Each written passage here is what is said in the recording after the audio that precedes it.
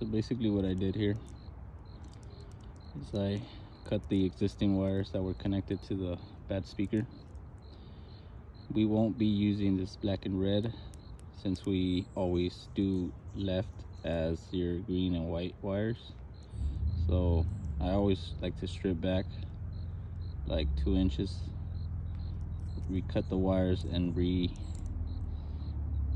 splice them, since sometimes with the rust and overnight sitting they start getting this green look into them like this. So that way you have a fresh, nice copper wire sticking out.